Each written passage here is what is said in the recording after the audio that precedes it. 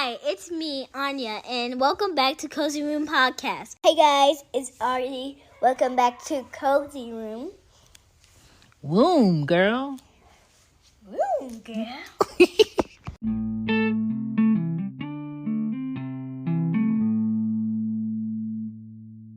Hey guys, welcome back to Cozy Room Podcast. My name is Shan. I am the mama of the girls. And today we are talking about dealing with tweens. This is season 18, episode 14. Let's talk about it. Welcome to April.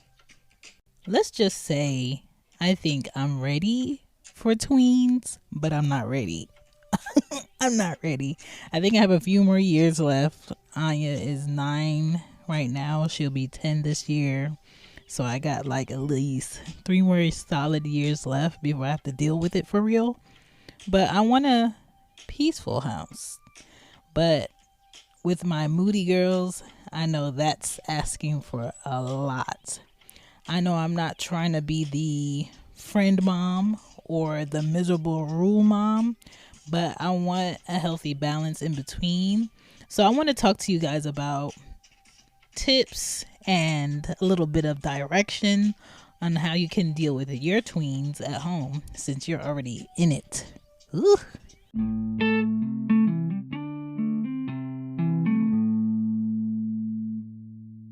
Thoughts. It's thought time.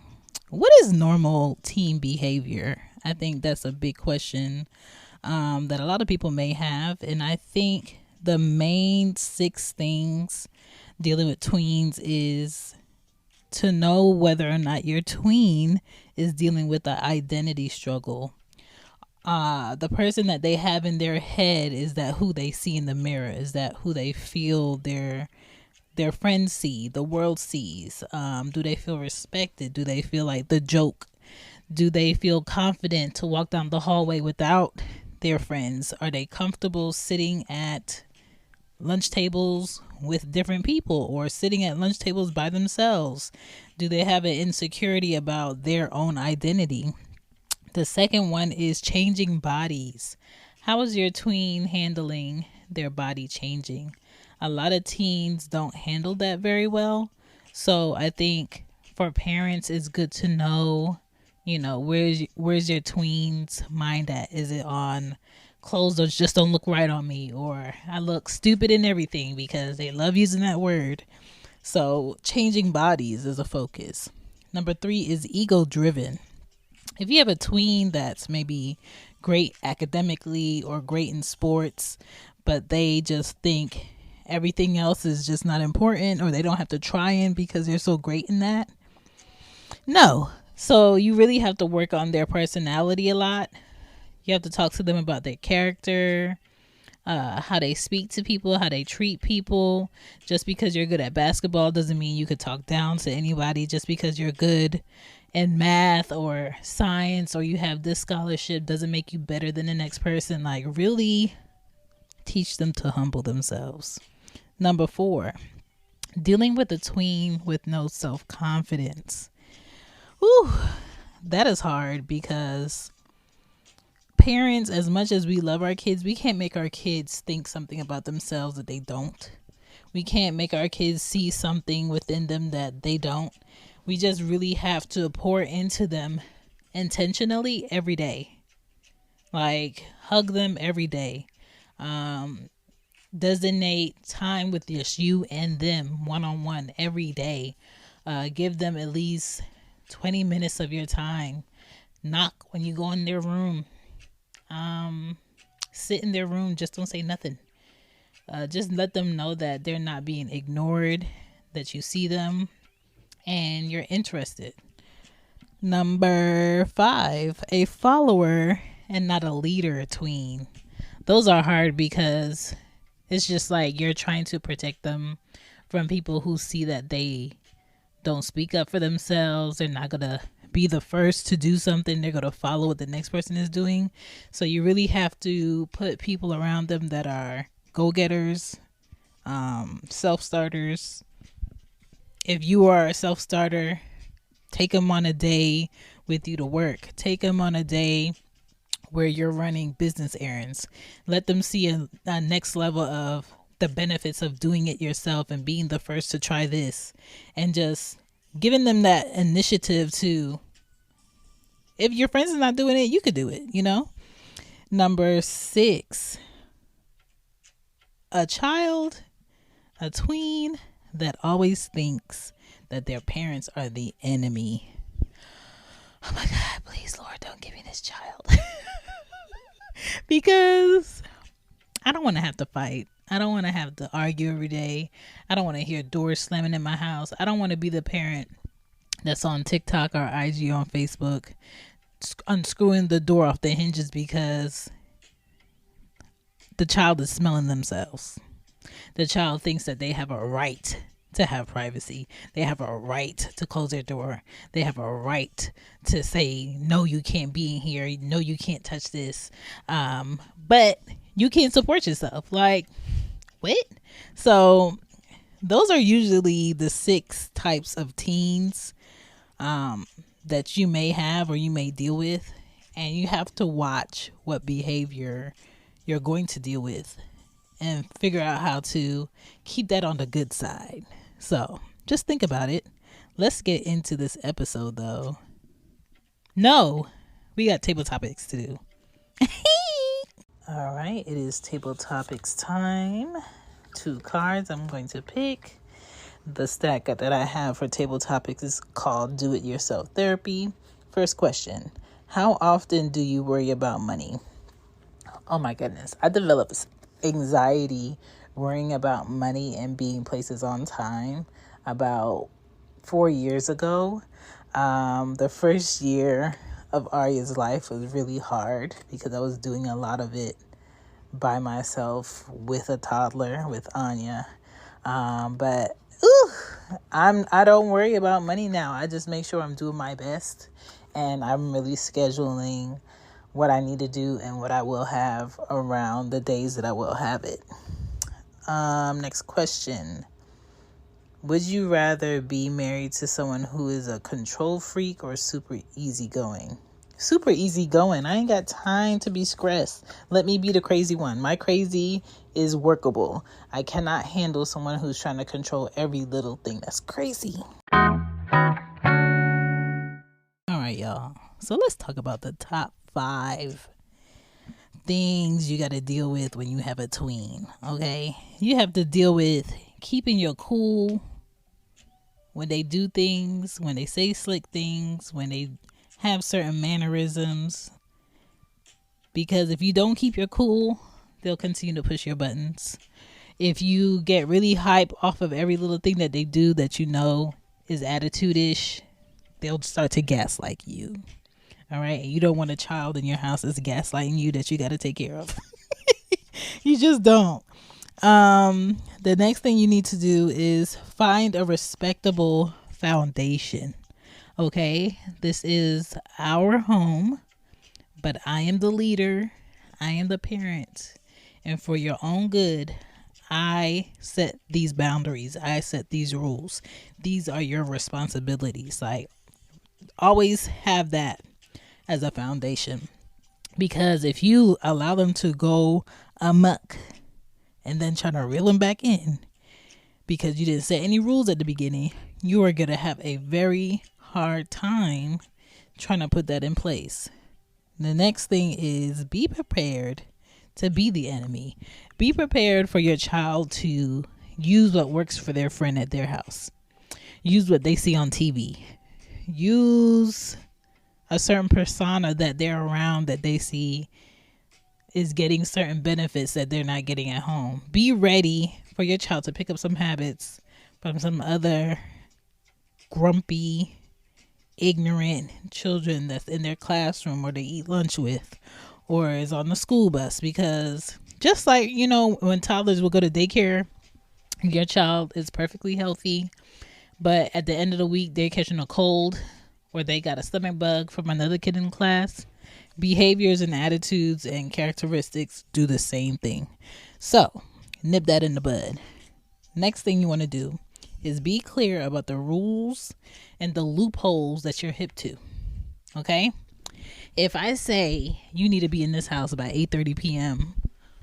on a school night, I don't want to hear that the game is over at 8:45. I don't want to hear that you was waiting for your ride and it never came. But did you call me and let me know that it's now this time? I'm still waiting for my ride. I just want to give you a heads up. It's just like when you're running late for work.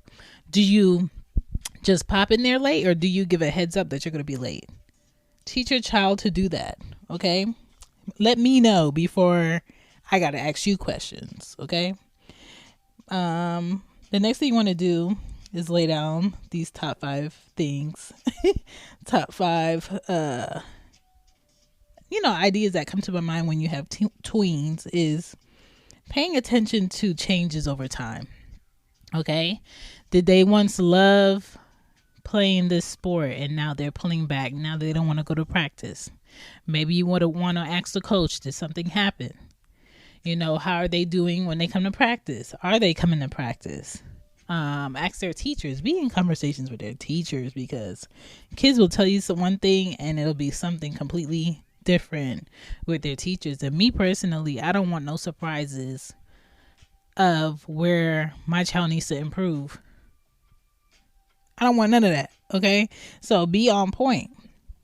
There is something called a youth in crisis, okay? And it's basically a child that is misbehaving and is out of control. And in some states, you can call the police because you can't handle it, for them to come relieve you from that child. Now, I would love different steps before you have to call the police, before you have to be the house on the street that always has the police pulling up and knocking and then conversation, and you see all the red and blue lights on the street. All the neighbors is talking. There's always a bunch of yelling. There's always a kid walking down the street. Things being thrown, doors being slammed. Like, you don't want to be that parent in the neighborhood. But some kids, it's like they came out of you to ruin you. You raised them, you fed them, you clothed them, you sent them to school. It seems like you're doing all of the other things in life that other parents do. But this child is just really stuck on, it's Monday, I'm going to wake up and I'm going to step on my mom's nerves. It's Tuesday, I'm going to wake up and I'm going to do everything I'm not supposed to do. It's Wednesday, it's time for me to be back on my mess in class. It's Thursday, I know my mom's important event is tomorrow, or I'm supposed to be here at this time. I'm gonna show up whenever I want to. Like, there's kids that purposely go against the grain. It has to be for some attention. It has to be something deeper than what they're showing you at the top. And if you have to take that child to therapy and wait outside of that room, that's what you're gonna have to do. If you're gonna have to pull back on having your second job because your child can't be trusted at the house by themselves, that's what you're gonna have to do. If you gotta nail down some windows in your house, God forbid, that's what you're gonna have to do. If you're gonna have to put some sneaky cameras all over the house randomly, that's what you're gonna have to do. Okay? Kids need parents all the way to their 20s, in their 20s, in their 30s, in their 40s, sometimes in their 50s, depending on what type of child you have. I hope that you don't have that teen that is constantly pushing your buttons on every day of the week. But if you do, there is something deeper that they resent you for, that you're not seeing, that needs to be addressed, on why they're acting out for attention, why they're acting out to make your life miserable, why they're acting out and going against the grain. Are they scared of being better? Are they scared of who they actually are when they want to be somebody else because that person blends in with their friends? And if they do the right thing, they're not going to blend in with their friends. Like, what is your child scared of? What is your child scared of?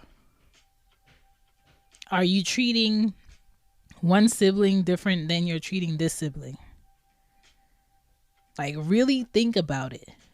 Really have a real discussion with them. What changed this year to make them completely switch? Were there any issues with someone you were dating? Were there any issues with a boyfriend or a girlfriend they had? Were there any issues with a school they went to. There's so many schools in your neighborhood that if they're having a consistent issue at this school with this person, put them in a new school. Do a transfer and put them in a new school. If you don't see any changes, then you know that change needs to come from your child. It's not people on the outside.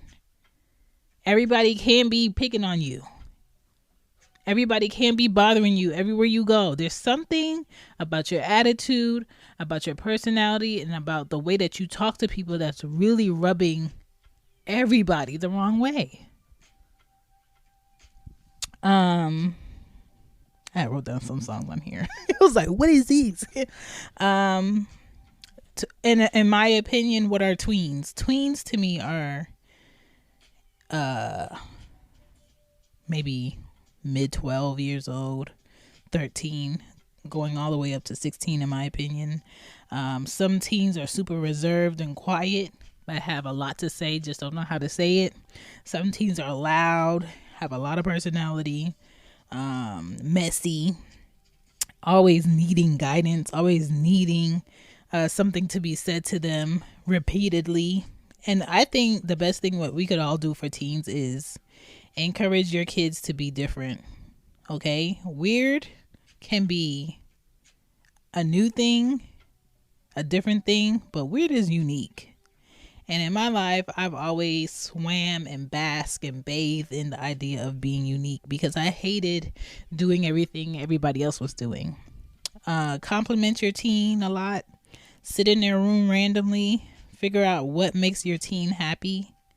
Have dates with you and just them.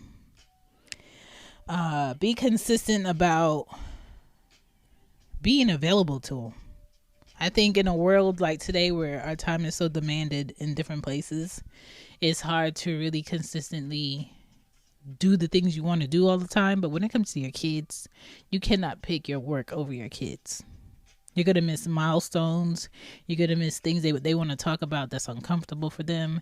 They need your guidance. They're dealing with a different type of peer pressure, the internet, real life. Adults who are passive aggressive that are being the bully because they were bullied in school. That's possibly their teacher. That's possibly the bus driver.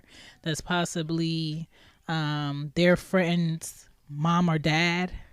You know, so you're dealing with things on all angles that you have to be available for. If you have girls, I'm going to do this because my mom did this with me. Have one cycle day off per month. When I was a teenager, my first day of my cycle was like the worst day for me, emotionally, pain-wise, and just feeling like crap. So I already told the girls they are nowhere near their period. But once that starts, if you need to stay home on your first day, one day a month, I'll allow it. I will allow it. Because for me, I never had it in me as a teenager to skip school. I never had it in me when I was in middle school to skip school and just play or chill at somebody's house or lie. Like, that was never in me because my mom was so open. And like, if I needed to not deal with some teachers that day, she allowed it. If I needed to stay home because I didn't feel good, she allowed it, you know? And I think that open door policy kept me from feeling like I need to sneak. I need to, tell my parent one thing and do another, So I just want to do that with my kids. The next thing is find out what your teen likes to do. Do they like arcades? Do they like to go pamper themselves? Go to like an outside place where they can like do go-kart racing. Go with them on the weekend. Do an activity with them on the weekend. If they want to ride around with you and go to different stores, do that. Give them that space. Remember, all teens don't like shopping or getting their nails done, so figure out what your teen thinks is fun and do that. I think this is super important. Teach your child the reasons behind your boundaries if needed. If they're really questioning it and it's not in the moment, because when it's in the moment it can be disrespectful to question your parent. But if it's a different day and you just want to have a conversation about why a rule is, or why this boundary is, or why your parent is like such and such, ask them. Let them have that space. Have an emergency code that your child can text. If they were at a friend's house and they text you 418, and y'all already had a pre-discussion about, if you text me 418, it means you feel uncomfortable, you're at a friend's house, to call you with a fake emergency and come pick you up, right? Because a lot of times you don't want your child in a situation where they feel uncomfortable, someone sees them texting and they say, who you texting? And they just look at the phone and see the mom or the dad, and it just says a random number. They don't know what that is, but your child knows what that is because y'all already had a conversation. Whatever numbers or code you want to make it, text it. Have an emergency code for at the mall, uncomfortable, or I'm lost. Or always keep your location on with your child. Let them share their location with you. Have a secondary emergency person they could call that you trust if they don't want to call you for whatever reason it is. And have a good rapport with that person. Like, these are the things that are important, that where even if they say, please don't tell my mom, please don't tell my dad, I need you to tell me, because you don't want it to be like some secret life that they have with this person that you made like their secondary responsibility person, and they don't share that with you. And I think those type of things set in place are preventative, and you should do it. Sunday should be like for prep, relaxing, and really spending time with your family. So always give some time on Sundays. And I think it's super important for these, before we get out of here, to teach your teens how to be accountable, how to keep less secrets for people. Because if you keep less secrets from people, ain't nobody gonna hate you later. Please be aware that heavy sleeping for teens is normal. I used to sleep from 10 p.m. one night into 12 p.m. the next day, or 1 a.m., especially on the weekend. Like, that was normal for me. But at the same time, always in their room. Their room is dark, it's dirty, they're not eating, they're moping around, they're sleeping, they're in bed, they're not active, they're not doing what they normally do. That's depression. Okay?